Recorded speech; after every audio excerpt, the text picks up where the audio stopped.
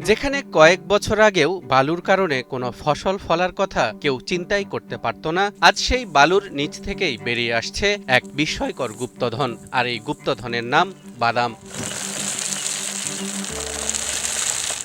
কথায় আছে, সব চকচকে জিনিস শোনা হয় না, কিন্তু যমুনা পাড়ের মানুষের কাছে এই ধুধু বালুচরি যেন এখন সোনার খনিতে পরিণত হয়েছে।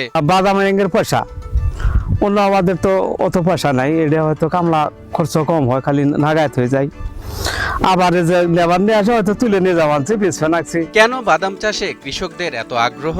কারণটা হলো এর লাভের পরিমাণ। বাদাম চাষে খুব একটা সেচ লাগে না, প্রয়োজন হয় না রাসায়নিক সার বা দামি কীটনাশকের। বিঘা প্রতি খরচ মাত্র 15 থেকে 20 হাজার টাকা। কিন্তু যখন ফসল ঘরে ওঠে তখন সেই একই জমি থেকে অনায়াসেই পাওয়া যায় 50 থেকে 60 হাজার টাকা, অর্থাৎ বিনিয়োগের চেয়ে লাভ প্রায় 3 গুণ। বর্তমান বাজারে কাঁচা বাদাম মন প্রতি 3 থেকে 4 হাজার, আর শুকনো বাদাম বিক্রি হচ্ছে 5 থেকে 6 হাজার টাকায়। ভালোভাবে হইলে আর কি 60,000 টাকা বিক্রি করা যায়, খরচ 20,000 টাকার মতো আসে আর কি। যমুনার জেগে ওঠা চরের উপরের স্তরে বালুর পরিমাণ এতই বেশি যে অন্য কোনো ফসল এখানে মুখ থুবড়ে পড়ে। কিন্তু প্রকৃতির এক অদ্ভুত খেয়ালে এই বৈরী পরিবেশই বাদাম চাষের জন্য আদর্শ। তাই তো জামালপুরের দেওয়ানগঞ্জ, ইসলামপুর, মেলান্দহ আর মাদারগঞ্জ সহ 7টি উপজেলায় এবছর 912 হেক্টর জমিতে চাষ হয়েছে শুধুই বাদাম। বাদাম দামের আর কি এটা লাভজনক ফসলই। ও ফাইনাল জমি বালু জমিতে আবাদ করা হয়, এই জমিতে আর কোনো ফসল না দিয়ে হয় না বাদাম ছাড়া। এই বাদাম শুধু অর্থনীতি নয়, বদলে দিচ্ছে চরাঞ্চলের সামাজিক চিত্র। বাদাম তোলার উৎসবে সামিল হয়েছেন গ্রামের অভাবী নারীরাও। পুরুষদের পাশাপাশি তাদের হাতের ছোঁয়ায় বালুর নিচ থেকে উঠে আসছে এক একটি রূপালী দানা। দিনে 30 কেজি বাদাম ধরাম যা চাইরে ঝুড়ে দিলেন ধন 400 টাকা। মোটামুটি আঙ্গিরে কোনো দিন তালই যায়।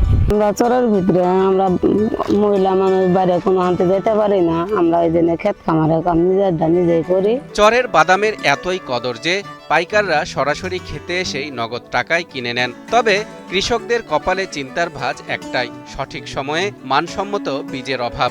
সরকার তো যে বিছনটা দেয় সেটাকে সময় ছেড়ে দেয়, ও সময় দেয় ওটা কোনো কাজে আসে না। সময় মতো দেয় তাহলে আমরা খোয়াটা উন্নত আর কি জার পাবো। বাদাম উৎপাদন বৃদ্ধির জন্য কৃষকদের বিভিন্ন পরামর্শ দেয়া হচ্ছে বলে জানান জামালপুর জেলা কৃষি সম্প্রসারণ অধিদপ্তরের উপপরিচালক মোহাম্মদ আলম শরীফ খান।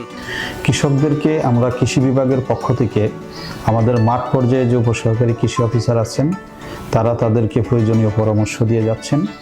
এবং এটা এমন একটা ফসল শুধু বালির মধ্যে লাগাইলেও এটা হয়, এই জন্য কৃষক খুবই হ্যাপি এবং খুশি যে জমিতে কিচ্ছু হয় না সেখানে বাদাম লাগালেও তারা ভালো ফলন পাচ্ছে। যে যমুনা নদী বারবার ভেঙে চরাঞ্চলের মানুষের ভিটেমাটি কেড়ে নেয়, সেই যমুনায় আবার দুহাত ভরে উজাড় করে দিচ্ছে তার সম্পদ। অভাবের সংসারে বাদাম এখন শুধু একটি ফসল নয়, বরং এক নতুন আশার নাম। সঠিক সময়ে বীজ আর সরকারি সহযোগিতা পেলে এই বালুচরগুলোই হতে পারে বাংলাদেশের অন্যতম অর্থকরী ভাণ্ডার।